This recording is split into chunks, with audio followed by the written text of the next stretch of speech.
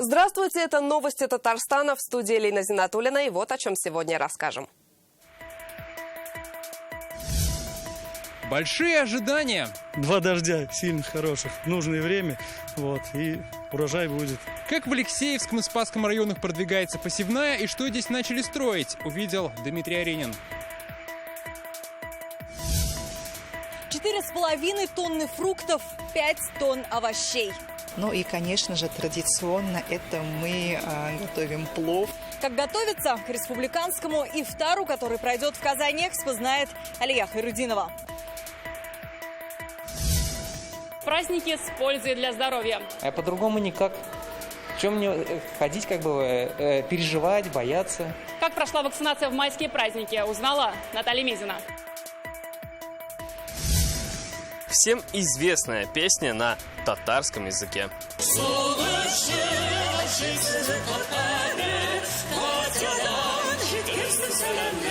Как татары со всего мира спели «Катюшу», расскажет Салават Мухаммадулян. Очередная смертельная авария с 2 погибшими. Сегодня в Высокогорском районе столкнулись седан и внедорожник. 62-летний водитель автомобиля «Равон» вышел на обгон. В результате лобового столкновения с кроссовером он погиб. 54-летняя пассажирка седана скончалась в больнице. Удар был настолько мощным, что у внедорожника вырвало переднее колесо. 21-летний пассажир получил травмы и отправлен в больницу. По информации ГИБДД, погибший водитель «Равон» в течение 2 последних лет 32 раза привлекался к административной ответственности за нарушение правил дорожного движения. Напомним, накануне произошла авария на трассе в Чистополе, где погибли 5 человек. 4 были госпитализированы. Как стало известно сегодня, пострадавшего 16-летнего подростка родители увезли домой в Оренбург. Еще 3 остаются в больнице. Состояние 2 пострадавших оценивается как средней тяжести. Они сейчас находятся в палате. Еще 1 в реанимации. По словам врачей, его состояние тяжелое, но стабильное. По предварительным данным, в столкновении фуры и микроавтобуса виноват 51-летний водитель грузовика. Как сообщают в МВД, он вылетел на встречную полосу движения на высокой скорости. Как признается сам водитель, за рулем он 30 лет, ни одной серьезной аварии. За секунды до трагедии он просто потянулся за зажигалкой. По факту аварии возбуждено уголовное дело, которое находится на особом контроле прокуратуры. По данным ГИБДД, только за 10 дней майских выходных в республике 13 погибших в ДТП. 7 мая в Акрытском районе погибли 2 маленьких детей и 2 взрослых. Автомобиль Nissan вылетел в кювет, опрокинулся на бок и загорелся. Причина все та же – выезд на встречную полосу. И в том же районе, где произошла эта страшная авария, завтра состоится выездное совещание по обеспечению безопасности дорожного движения. Его проведет вице-премьер Татарстана Шамиль Гафаров. В Татарстане возбудили уголовное дело после жесткой посадки самолета с 2 погибшими. Читайте сегодня в интернет-газете «Реальное время».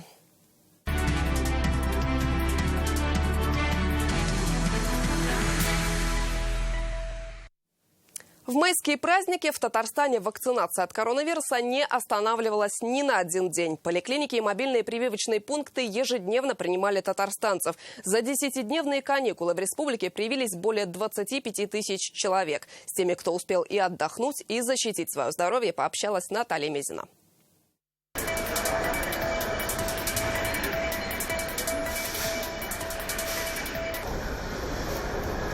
Пока одни проводят майские праздники на грядках, другие предпочитают свой выходной день посвятить шопингу. Ведь здесь можно успеть совместить приятное с полезным, а именно сделать вакцину от коронавируса.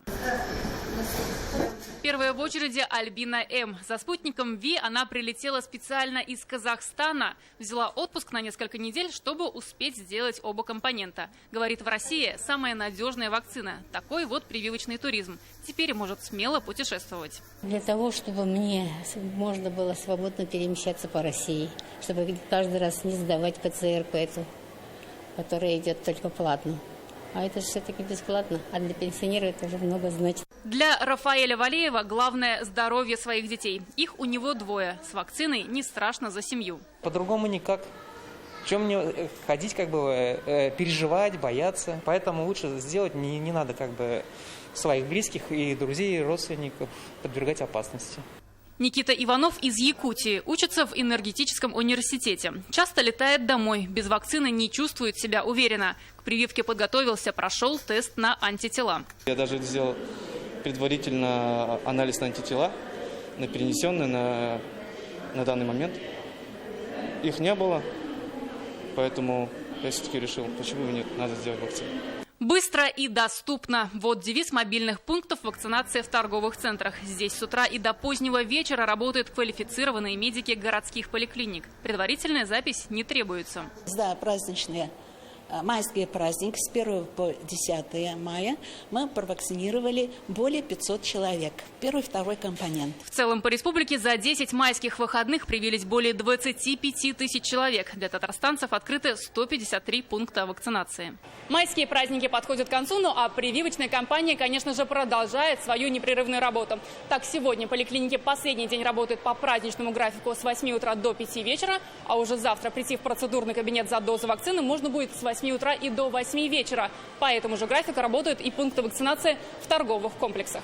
Наталья Мезина, Александр Лобанов, ТНВ, Казань. Новая жизнь в 44 года началась у Елены Седашевой из Нижнекамска. Врачи РКБ пересадили женщине с тяжелым сахарным диабетом донорскую почку. Ее собственной отказали 18 лет назад. И это далеко не все сложности, которые пережила пациентка. О том, как казанские врачи сотворили чудо, прямо сейчас.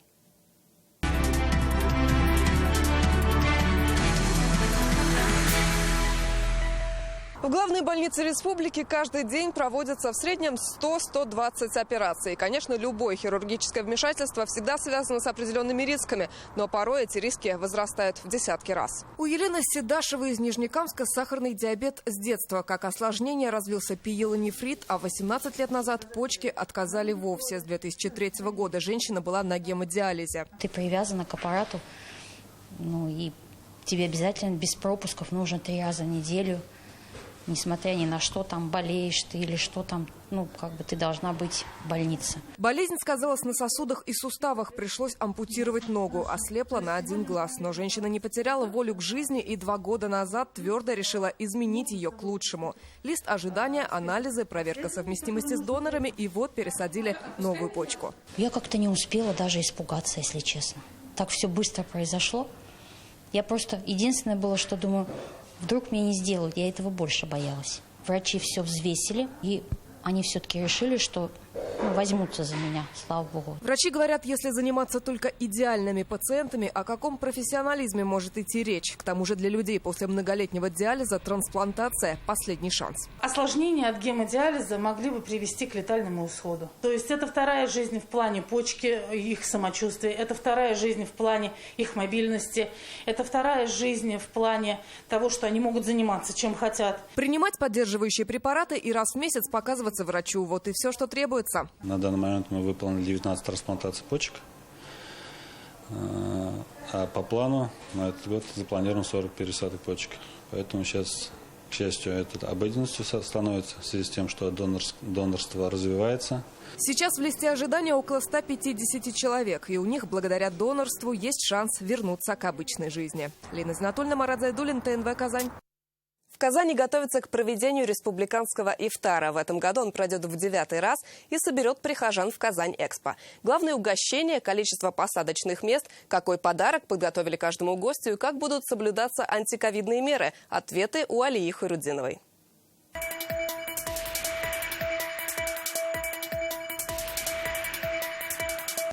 На ифтар мы приготовили 4,5 тонны фруктов. 5000 бутылок воды, полтонны чак-чака и столько же орехов. А еще 3 тонны мяса, тонна риса, столько же сухофруктов. Так, в Казань-Экспо готовится к республиканскому ифтару. Пройдет он завтра. За столами соберутся 5000 прихожан. В 2019-м их было 15 тысяч. В этом году из-за пандемии количество участников сокращено. На массы разговения пройдут с соблюдением всех требований Роспотребнадзора. На этих павильонах мы могли бы разместить намного больше людей, но, к сожалению, учитывая вот эту социальную дистанцию, мы будем там разговляться 5000 человек и молиться 5000 человек. Столы расставлены таким образом, чтобы между сидящими за этими столами оставалась дистанция. Обязательно маска и при желании свой коврик для намаза. Распределять потоки гостей, а также помогать при подаче блюд будут 500 волонтеров. Самому старшему из них 82 года. Большинство – студенты. Вот эта атмосфера, вот эта сплоченность работы и дух вот этот вот коллективный, да, именно Муслимол, он очень сближает нас. Мы тут общаемся, находим новых друзей. Мы чувствуем любовь, заботу, сплоченность. Это счастливые моменты для нас. На ифтар участники приедут на бесплатных автобусах, которые будут их ждать на железнодорожном вокзале. Для нуждающихся на стадионе Акбарс-Арена будет развернут пункт раздачи ифтар-боксов. Они могут завтра с 3 дня до 7 вечера приехать на Казань-Арену и со стороны улицы Чистопольской получить такие ланчбоксы и уже провести разговление. До главного события для мусульман Ураза Байрам остается 2 дня. Его трансляцию можно будет посмотреть на канале ТНВ в прямом эфире. В честь праздника 13 мая в парке Горького пройдет семейный фестиваль «Рамазан-фест». Впервые республиканский ифтар пройдет в Казань-Экспо. Организовано 2 отдельных входа для мужчин и для женщин. И каждому прихожанину приготовили вот такой подарок – священную книгу «Коран». Алия Хайрудинова, Адель Миндубаев, ТНВ. Казань.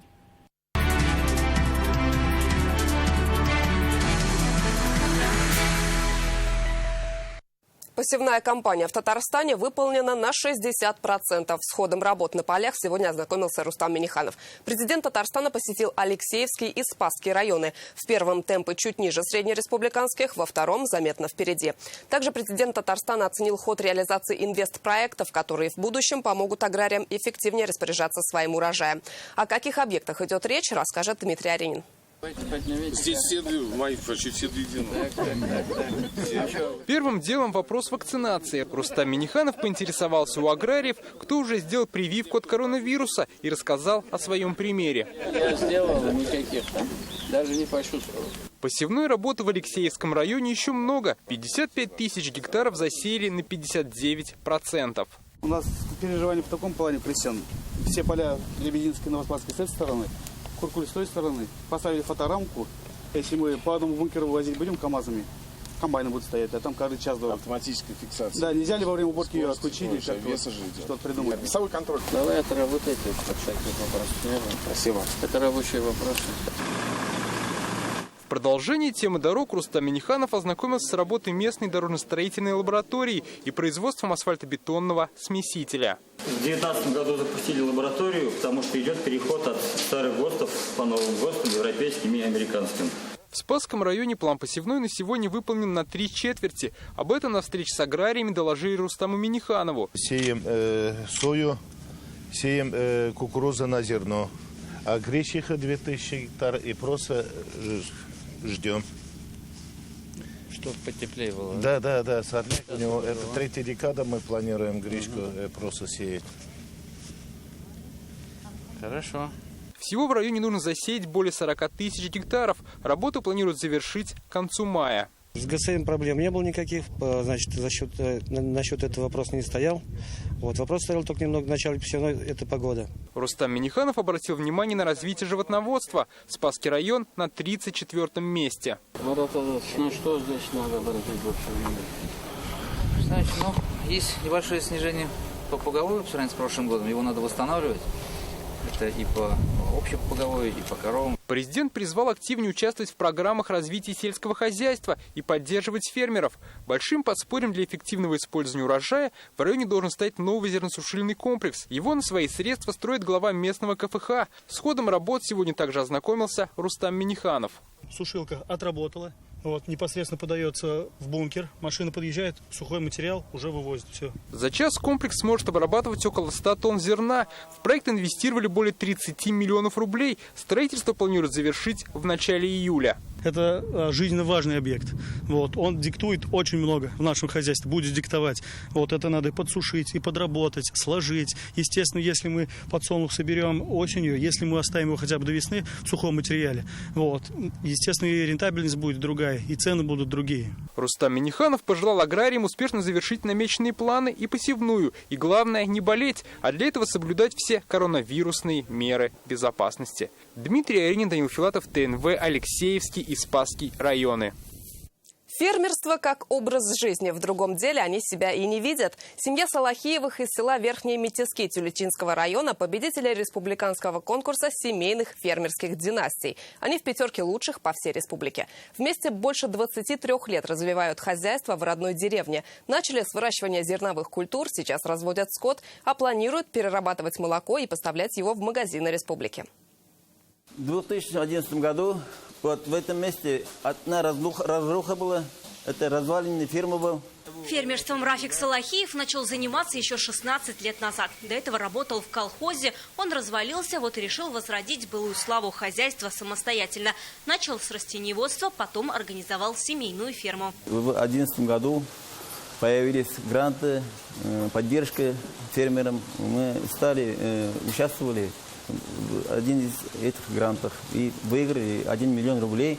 И на эти 1 миллион рублей вот эту ферму построили. Закупили технику, корм для скота выращивают сами. На 320 гектарах земли сеют пшеницу, овес, ячмень. В деле помогает сын Рамиль. Сегодня в их крестьянско-фермерском хозяйстве 100 дойных коров. Ежедневно получают 1,5 тонны молока. Его закупает Пестричинский завод. В ближайшие 2-3 года фермер планирует увеличить поголовье до 500. Построить как минимум еще один коровник, а уже скоро запустят цех по переработке молока. В 2018 году мы с фермером договорились и кооператив создали. Мы выиграли 5 миллионов рублей. Вот на эти 5 миллионов рублей мы строили такую цех. Все молоко будут перерабатывать сами. Оборудование уже закупили. Свою продукцию будут поставлять в магазины. В планах и производство сыра. Появятся и новые рабочие места. Незаменимый сотрудник – супруга Такзима. Раньше на ферме работала, сейчас на пенсию. Рафик Салахиев одним из первых начал развивать фермерство в Тюлячинском районе. И признается, в другом деле себя даже не видит. Родственники предлагали переехать в город, а он любит землю и хочет работать здесь. Фермерство – это моя жизнь. Вероника Гайнудинова, Вадим Илларионов, ТНВ, Тюлячинский район. В селе Татарская Дымская Бугульминского района до сих пор делают ковры из шерсти. Здесь живет единственный мастер, который знает это старинное ремесло и теперь учит технике мокрого валяния односельчан. Благодаря этому в селе появился и праздник шерсти. В этом году его посвятили Году родных языков и народного единства. О том, как сохраняют традиции в селах, Филюза Хамидуллина.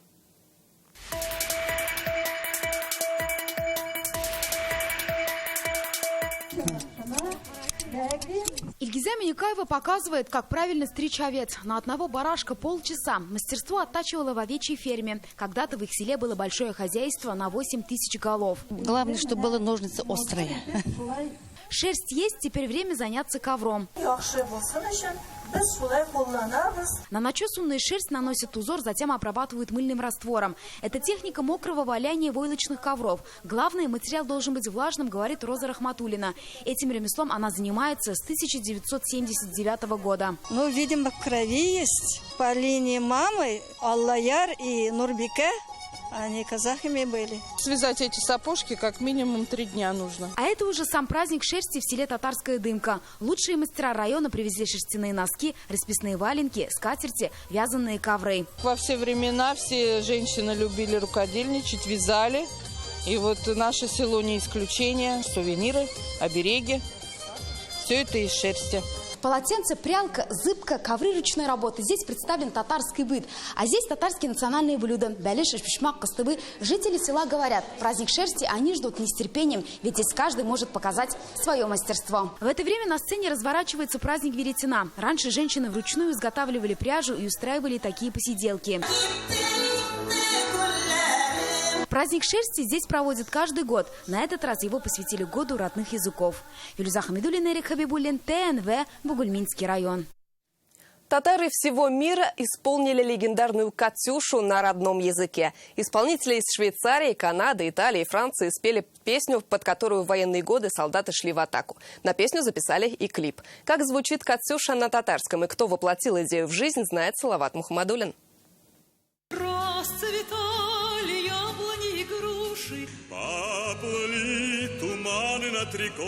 Эти слова и музыку знает вся страна. Да что там, весь мир. «Катюша» – один из главных музыкальных символов победы. И теперь она зазвучала на татарском. Yok te koyaş yağına uçsun, suğu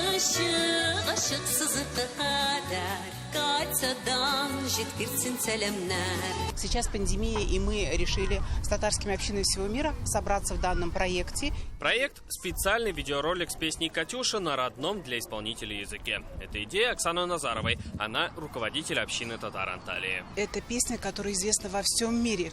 Ее поют на всех языках, во всех странах. И на татарском еще ее не пели. И мы решили, а почему бы нам ее не спеть на татарском?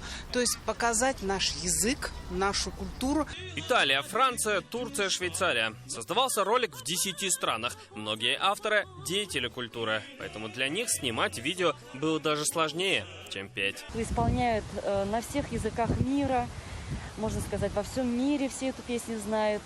И мы тоже решили как-то разнообразить, исполнить ее на своем родном языке, на татарском. Стало в доброй традиции уже несколько лет подряд перевод военных русских песен на многие языки мира.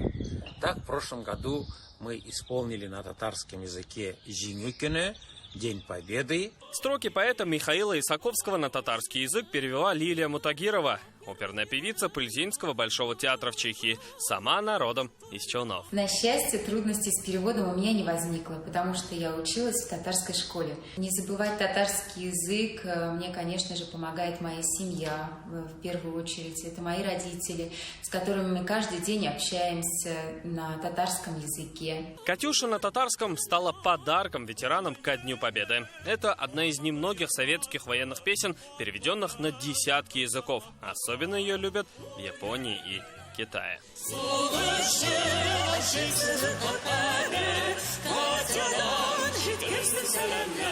Салават Ухмадуллин, Алмазет Динов, ТНВ, Казань.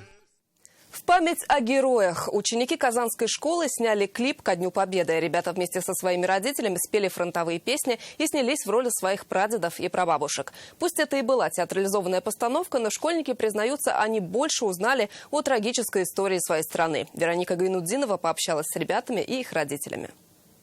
Как-то летом на рассвете заглянул в соседний сад. Там смуглянка, молдаванка собирала виноград. Идейный вдохновитель этого клипа Олеся Нестерова. Ее дочь учится в 8 классе. Пару лет назад класс участвовал в школьном конкурсе «Песни строя». Спели и решили снять клип. В этом году конкурса не было, но традицию решили продолжить. В этом году мы уже сняли несколько песен, специально записали несколько песен, записали сценарий к этим песням. И уже поехали с детьми, нашли специальную локацию, обеспечили всех костюмами и поехали снимать. Говорит Москва. Сегодня, 22 июня, солдаты шли в последний путь, а молодого командира. В роли солдат и дети, и их родители. Снимали в разных местах. В своей школе, потом на танковом полигоне, даже нашли заброшенную церковь в селе Карадули Лаишевского района. Восьмиклассники еще и юноармейцы. Поэтому сняться в клипе пригласили руководителя движения юнармии в республике генерал-майора Александра Бородина. Я убит под Оржевом, в безыменном болоте. В 5-й роте на левом при жестоком налете. Мы снимали в настоящей военной части от танкового училища, и я первый раз узнала, что вот у них учения проходят вот таких вот. То, что там, я первый раз подержала гранату, хоть она была и разминирована. Когда мы находимся в военной части, там есть отголоски того, что было во время войны. И мы хоть как-то начинаем понимать, что да, это все очень серьезно. Вспоминали своих прадедов, прабабушек. Мы вспоминали, какие профессии были. Мы демонстрировали это все. Мы больше узнали о Великой Отечественной войне, о том, как это было трудно. Клип посвятили ветеранам Великой Отечественной войны. Его можно увидеть в соцсетях, в том числе в аккаунте школы в Инстаграм. Все мы в рутине бытовой живем. Ветеранов становится все меньше, и надо отдать, мне кажется, свой долг, почести. И этим стараемся воспитывать детей. Это второй клип, который сняли школьники. Говорят, уже есть задумки на следующий год. Вероника Гайнутдинова, Марат Зайдуллин, ТНВ, Казань. А на этом пока все. Всего доброго и до встречи в следующих выпусках.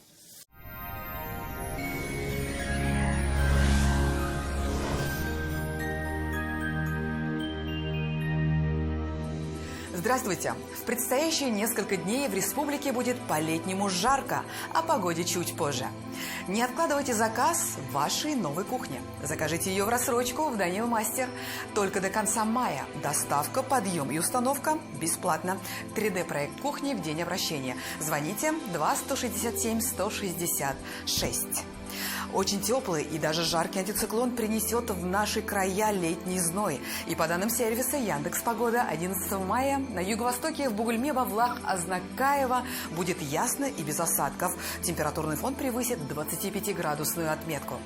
На северо-востоке, в Нижнекамске, Набережных Челнах, Елабуге ветер стихнет, яркое солнце устроит настоящую проверку на прочность. 28 градусов с плюсом. Будет жарко и в Агрызе, Менделеевске, Актаныше, осадки маловероятны. На северо-западе, в Арске, в Кукмаре, Балтаси температурный фон значительно повысится, переменная облачность и без осадков. На юго-западе, в Болгаре, Држаном, Буинске репетиции лета в самом разгаре, малооблачно и жарко. В центральных районах, в Чистополе, в Альметьевске, Мамадыше солнечно и также очень тепло, плюс 28. Синоптики обещают, что такая погода продержится как минимум эту неделю. Среда будет такой же жаркой. Сезонная аллергия может омрачить радость от наступления весны и лета. Благир-3 – европейский препарат от аллергии. Таблетки Благир моментально растворяются во рту и помогают устранить основные симптомы аллергии – заложенность носа, слезоточение, зуд и отек. Действует в течение суток. У меня артроз. Дети оплатили операцию за рубежом. Правый протез не приживался, хотя и дорогой.